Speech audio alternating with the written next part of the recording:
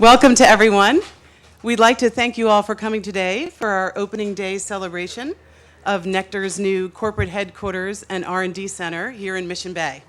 I am honored to introduce our speakers today, which are Howard W. Robin, Nektar's president and CEO, who will be making opening remarks.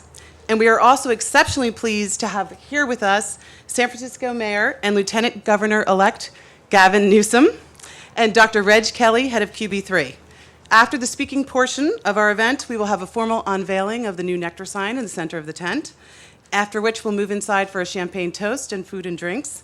A number of Nektar scientists and management are here today, so we encourage you to introduce yourselves and get to know us. So with that being said, I am pleased to hand the podium over to Nektar President and CEO, Howard W. Robin. Howard?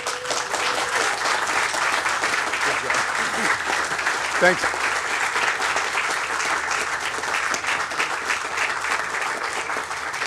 Thank you, Jennifer. Welcome everybody here this afternoon. It's great to see everyone. Glad that Mayor Newsom could join us. Very privileged to have him with us. Obviously, we're very proud of our new facility. It is a state-of-the-art facility. It is 100,000 plus square feet of some of the finest research labs you will find anywhere in the United States. And it will really allow us to expand our groundbreaking work in the areas of oncology and pain. Some areas that need very, very much help for our patients. And I think if we can bring great drugs to patients and their families through the work that we do in this building, I think it will have an enormous benefit for everyone. You know, this is not a business. This is not an industry for the faint of heart. Enormous amounts of risk have to be taken in the biotech industry. Enormous amounts of human capital and economic capital have to go into building and developing new drugs. And I think when you have a facility that's this competent and this well executed, it will really help us in our mission of bringing these drugs to patients. So we're very, very excited about it. Now, you know, Nektar has been around for a number of years, and it's evolved into a very, very different company over the last 3 or 4 years. You know, we're focused entirely on polymer conjugate chemistry and how we can apply that chemistry to drugs for cancer and drugs for pain. And we're being very, very successful. We have a pipeline of over 25 drug candidates at various stages of development. And if you look at how we've progressed as a company in the area of biotech, we're probably now in the top 20 biotech companies. And I think we've made enormous progress, and that progress really comes from the work of our employees. Companies are not based on their technology. Companies are not based on their buildings, as important as a new building can be. Companies are based on the quality of the talent in the company, the employees, how hard they work, how loyal they are, how dedicated they are to their tasks, and what kind of brain power and value they bring to the company. And I think we have some of the finest scientists and some of the finest business people in the Bay Area working for us. And I'm very, very proud of everybody who has helped us achieve this enormous accomplishment for Nektar. I want to thank a number of people specifically. I want to thank Alexandria Properties for the work they've done in allowing us to get this building, Flad Architects for the wonderful design, BN Builders for just doing a spectacular job in building this facility, LCM Project Management for doing a great job in keeping everything on track. And of course, I want to thank the Nektar core team, Ginger Monroy for working on and building doing the entire interior design of the building, Robert Bocci for handling the facility management itself, Billy Montanaro for assisting Robert and working on all the different aspects of putting together the various pieces of the project, John Cummings and John Krasno for all the work they did in the computer work area and all the IT design of the structure, and Elizabeth Chen for all the work that she put in making sure we stayed on budget, and we did. So I want to thank everybody. They've done just a tremendous job, and it's an example of how the employees at Nektar have just excelled and allowed us to have this as our new home. Most importantly, and lastly, I want to thank Mayor Newsom for all the work he's done in bringing Nektar to this site. Now, if I go back a number of years when I was the CEO of Nektar Therapeutics, Mayor Newsom called me up in Colorado and said, you know what, you really should think about moving your company from Colorado to San Francisco because we've got great opportunities for you. And he was absolutely right. We moved Nektar Therapeutics from Boulder, Colorado to Mission Bay. Tremendous success, beautiful laboratories. We then ultimately sold the company to Merck. And at that point, I took over Nektar and essentially got the same calls. And appropriately, and appropriately so. I mean, Mayor Newsom has been a visionary in allowing us to expand this site. And remember, Nektar is here with about 150 employees. We will be hiring additional employees. We are a growing company. We will be bringing more employees into this site, and we'll be hiring employees right here into Mission Bay and into San Francisco. So I have to thank the mayor for all of his insight and vision and allowing us to use this site for that purpose. So thank you very much. Thanks. Pleasure. Thanks, Howard. Thank you. Thank you, and well, welcome. And Howard, welcome home. We love, see, now I'm Lieutenant Governor, so I'd say I love San Carlos. So I had to change my rhetoric a little bit, right? It's not all about San Francisco, but it's good to see these clusters of innovation and entrepreneurship take shape. You know, this is where it all started not that many years ago, the birthplace of Biotech, the city and county of San Francisco at Genentech. And we had this great vision, this idea of taking 303 acres of this old industrial space, these old shipyard, or rather these old rail yards out here in Mission Bay, and put it together and try to create a life science and biotech park. It was great to get all those plans passed in the late 1990s. I was on the board of supervisors, and everyone had these bold ideas and visions, UCSF being the anchor of that vision. But we didn't necessarily have the money. We didn't necessarily have the companies that were that interested, because look back just a few years ago, Biotech had no interest in being in their birthplace. They had no real interest in being in the city and county of San Francisco proper. They had no problem being in South San Francisco, saying they were from San Francisco. But there was a lot of good reason why Biotech didn't want to come up here.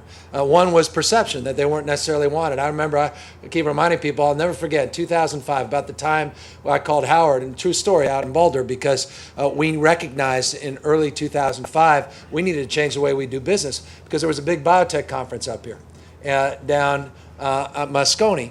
And the Board of Supervisors, true story, God is my witness, I just became mayor, the Board of Supervisors passed a resolution condemning the conference and commending the protesters. And it was on the front page of the San Francisco Chronicle, above the fold headline, God is my witness. And I remember the time, and don't get me wrong, I got a little concerned about halibut genes spliced into, it was strawberry genes spliced into halibuts and all those genes. You know, it was kind of alarming, you know, so we had giant guys dressed up as corn stalks walking around and, you know, and halibut. But, you know, so it was, you know, wasn't like we shouldn't give, you know, some consideration. But I think they missed the point. That's not just all about Monsanto, because that seemed to be our focus back in early 2005, and they kind of confused all the good biopharmaceutical work, bioinnovation work, and all the other work that was being done in this industry. And so we realized we had to change perception, and that's what we called people like Gail Medeiros, called Reg Kelly, we called people like Howard on the business side, but we got folks, Brooke Byers and others, and we said, you know, we got to put together a committee here and make a case for the city and county of San Francisco, and really make a case that it was one thing to create a vision and a framework in Mission Bay, but we got to actually manifest it. We got to make it real.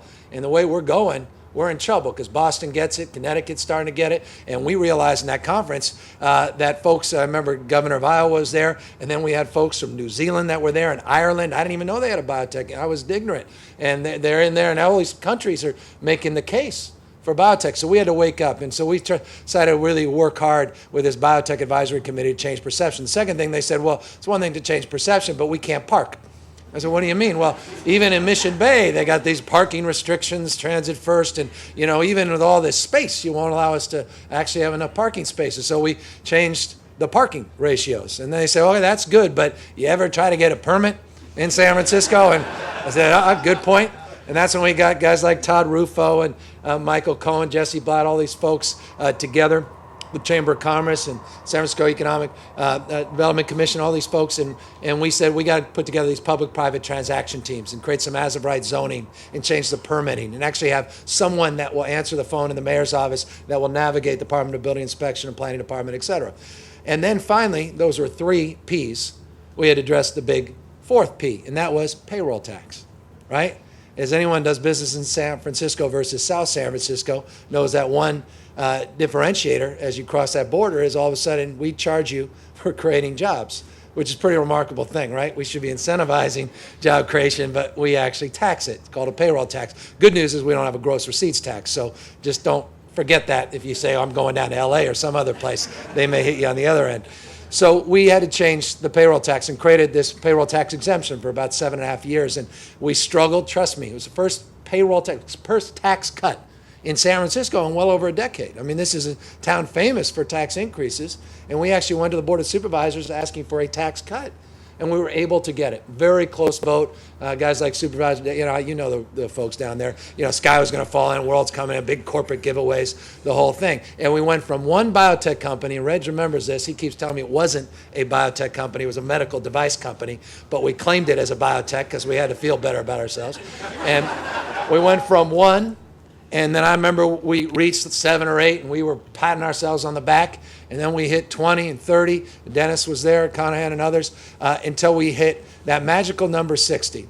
And here we are today. It's a long-winded point to my enthusiasm today, with our 73rd biotech company now in San Francisco, from 1 to 73 in just the last few years. It's amazing. Really proud of that. And it's something to be enthusiastic about. But it didn't just happen, and I guess that's my point. And I'm not saying, it's just City Hall. Trust me, that makes everything happen. Quite the contrary. I mean, every time we're on vacation, people say, boy, things seem to be going right in this city. But it is about changing perception, about doing the little things that in the long run means something to a guy like Howard. So when a guy calls from the mayor's office claiming to be the mayor and says we actually care, that he actually can slightly perhaps believe it. And he believed enough to come out here. And, of course, Howard's a legend. You all know Howard. I mean, this guy, everything, I don't say everything because we sat down in his living room. He said, trust me, this is not the business where there's anything called everything because it's tough. To his point, you got to make huge investments. Sometimes they pay off. Sometimes you learn from your failures, and other people picked up on that, and great success was born, but not necessarily by the originators of those failures and those newfound successes. So it is remarkable to see someone that took Cerna overnight from a small company into a huge company that Merck took some time and attention towards, and now to see what he's done just in a couple years with Nektar is extraordinary indeed. But he makes the point, and I guess this is my final point, people. Because all those things in the world, he's absolutely right, all these fancy buildings, Mission Bay with 1.4 million square feet built out, Salesforce that's moving in, cloud computing about to take shape here with 2 million square feet and only 1 million left of life science zone space in this. That's all great to have the physical space, but there's a point that now has tipped where people get why everyone wants to be down here, not just life science and biotech companies, but it's people, it's talent, it's networking, it's a collaboration. It's those interactions in the fitness center. It's the interactions when you're getting coffee. It's just those connections after work and before work that become to spark that quality of imagination that lead to the innovation and the entrepreneurial spirit that defines the best of what UCSF and academia bring, and Berkeley and Stanford and proximity bring, and people from all walks of life from around the world that work at Nektar and work in the companies Gladstone and QB3 and elsewhere. So that's what we're celebrating, that strength and concentration of human capital. We're celebrating people. And we're celebrating the most important thing we need to invest in. And I mark that as contrast to the travails of those UC regions that today have to raise tuition yet again. Not because they want to, but because they believe they have to, because the state is divested from that investment. And it could be truly, I mean, this doesn't happen 10 years from now if we keep doing what we're doing at UC and CSU and our community colleges and to them. We have got to reconcile that. That's my political speech. That was hopefully briefer than the rest of the speech. But it's important. And so I just want you to know that I don't think there's anything more important than celebrating what we've done to attract some of the best and the brightest from around the world to this city and to this region. But that we need to also celebrate that proud past by celebrating a commitment to the future, that we redouble those efforts at peril.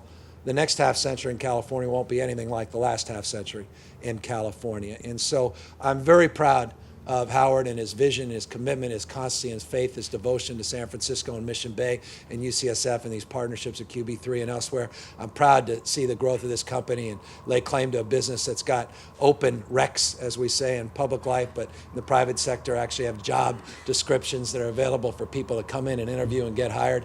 I'm proud of Todd and his team, and I'm really proud, as I now introduce Reg, by what Reg has done, because he gets it. He's other people oriented. He's constantly looking for new collaborations and networks. He also recognizes the opportunity to China as a gateway to San Francisco, and the collaborations between other institutions of higher learning and research and development institutions to connect dots in India and connect dots in China. And of course, a big part of the reason we have 73 biotech companies is the work he's been doing with the incubator space in his bioinnovation ecosystem that Reg has created through QB3, and all the incredible enthusiasm he brings every time you go on a trip with him in terms of the people that start to believe when they spend time with Reg. And so I also want to honor his example in leadership today because I know Howard knows why he was important to the decision of Nektar, and I think most of you do, but those of you that may be at home watching Channel 26, 10 of you, we welcome you. Thank you. But you should know about Reg as well. Ladies and gentlemen, Reg Kelly.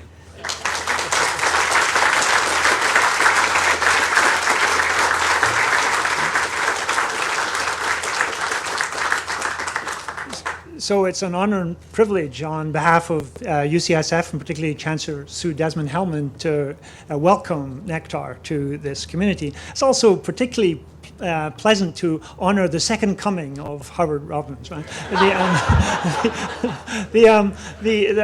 I think, if we had something like a Royal Order of Knights of Mission Bay, we'd have to give 2 knighthoods to Howard Robbins, make him Sir Howard Robbins. Sound good? So one of the questions we have to ask is, why does Howard, people like Howard, and why do people like Nektar want to come here? What's so special about this place? And we hope it's not just because it's a Mission Bay neighborhood. We hope it's really because this is a Mission Bay sort of community, a Mission Bay ecosystem, right? I hope that's true because that's what QB3 spends its time trying to create, and if we're failing, I'll lose my job. So it's real important that you get that. So what do we mean by this? So, the mayor mentioned this bioinnovation ecosystem. What are we talking about here? Well, let me think. What is a company like Nektar looking for from the outside world? Right? You're looking for great ideas from the universities, but you're also looking, are you going to acquire small companies? Most major pharmaceutical companies grow by acquisitions. So what does Nektar get when it comes to Mission Bay? It gets access to UCSF and its 1,800 faculty members through portals such as QB3, but also gets access to this QB3 Mission Bay incubator, which is just here, 35 companies now, here just across the road. This is actually a very exciting and very novel, perhaps a unique type of environment here. And let me just say about this incubator thing, how this is working. So we've gone in 4 years from 0 in this Mission Bay incubator to 35. Why do they come here? I think it's part because of this ecosystem. When they come here, these young entrepreneurs, they're just right across the road from all the scientific talent of Mission Bay, the faculty at Mission Bay, but also we make open to them all of the resources, all of the research facilities that we have are open to all of the companies that move into the garage here and the incubator. That makes it a nice part of the ecosystem. We're not just neighbors, we're actually interacting. But then, where does the existing big companies like Nektar fit in? Well, if you look at the small companies, what they really need is some sort of advice on how can you identify a market opportunity? What's the reimbursement policies if I bring this product to market? What sort of regulatory hurdles am I going to face? These sort of things, these young kids in the incubators, they don't know how to answer that, but people like Howard and Nektar, they know all of this stuff. So again, it's a sort of a community. By coming together and interacting, we can all get win-win together. So it's a very important part here. Now, but there's actually a fourth part that you need to bring into this, and this is the venture capital community. We're actually being very successful in attracting venture capitalists to Mission Bay and perhaps other financial service people too. And why did they come here? Well, as you know, the problem in the life sciences venture capital world is nobody's making any money, and that's because things are too risky.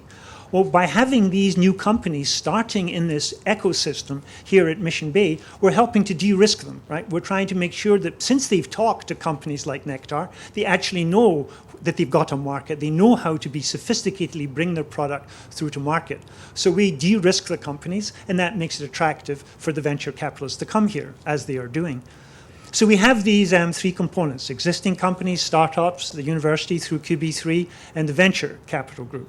But there's one thing that's really still missing, one important stakeholder, and that is government, right? And this is where we've been hearing about this today. So One of the things that we have just done through Gavin's office, particularly with Todd Rufo, is created a Bio San Francisco, right, which is an entity which would be a staff person supported by QB3 and by the city of San Francisco, whose job it is to go out and market to the world what the benefits are of being here and being an interface between the city and the university to try and make together we're not just neighbors, but we're actually part of a community working well together. So we're very happy to launch Bio San Francisco with the Economic Development Group of San Francisco today. So we've got local government pretty well sewn up here in part of the community. The last thing that's missing here is the state government involvement. Now, I have just been reading the last couple of days a draft report coming out from the National Governors Association looking at the impact of innovation on economic growth in states throughout the Union. And many of the states in the Union are trying to supplant California as one of the leaders of biotechnology. They see how we're doing well, and they want to eat our lunch, right? And so one of the things then that we have to do in this state is actually evolve a decent innovation policy that governs how biotechnology is going to continue to grow in this state. Otherwise, we'll be left behind.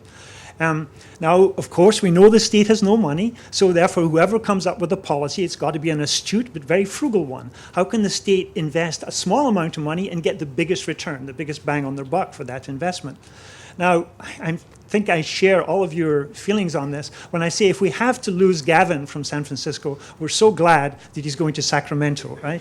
And I think that what lets me sleep better at night to know that someone with the principles and the track record of Gavin Newsom is going to be very close to the center of power in Sacramento. And therefore, we hope we'll be able to continue to work his magic, help make Mission Bay continue to grow up to achieve its potential, and let Mission Bay be a model for innovation zones throughout California. Thank you, Gavin.